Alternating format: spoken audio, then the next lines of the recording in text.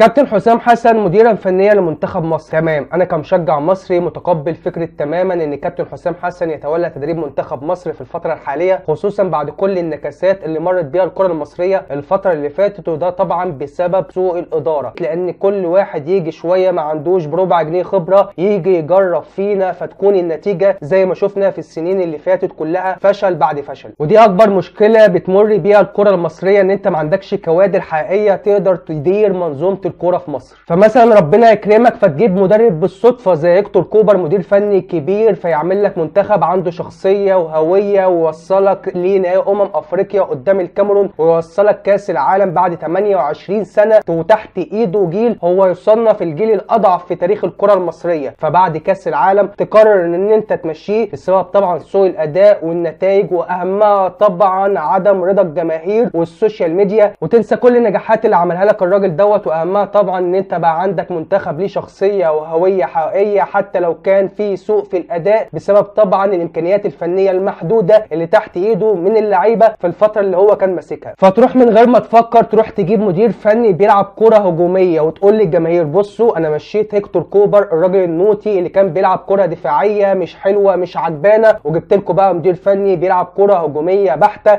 جبت لكم اجيري راجل بيلعب كره هجوميه بحته عشان نتمتع وننبسط ونفرح كلنا. بغض النظر بقى هل الكره الهجوميه البحته اللي هيلعبها اجيري تناسب الامكانيات الفنيه بتاعتنا من اللعيبه ولا لا؟ فطبعا عشان الكره الهجوميه البحته اللي كان بيلعبها اجيري واللي ما كانش ليها اي ضوابط دفاعيه، خرجنا بفضيحه هنا في القاهره 2019 قدام جنوب افريقيا في دور ال16. فيروح ربنا برضك كرمنا بواحد زي كيروش بعد 6 شهور يعمل لك منتخب ليه شخصيه وهويه حقيقيه، ويوصلك لابعد نقطه في افريقيا وابعد نقطه في المباراه الفاصله والحاسمه للوصول لكاس العالم قدام المصنف الاول افريقيا وافضل فرقه في افريقيا وهي السنغال، فتخسر منهم في جولتين بضربات الترجيح. يعني لو في شويه توفيق من ربنا سبحانه وتعالى كنت ممكن تاخد منهم عادي جدا كاس افريقيا، وكنت ممكن توصل على حسابهم كاس العالم. فيتم اقاله كيروش ليه بقى؟ عشان الراجل فشل ان هو في 6 شهور يكسب لك افريقيا ويوصلك كاس العالم على حساب افضل فرقه في افريقيا اخر 5 سنين وهي السنغال. تخيل ان يتم اقاله كيروش بعد 6 شهور بس بسبب ان هو ما قدرش ان هو يكسب افضل فرقه في افريقيا اخر 5 سنين والمصنف الاول افريقيا بضربات الحظ بضربات الترجيح، بعد ما كون لك منتخب لشخصيه وهويه حقيقيه ومنتخب تقدر تبني عليه السنين اللي جايه في ظل الامكانيات الكبيره واللي طلع لك من اللعيبه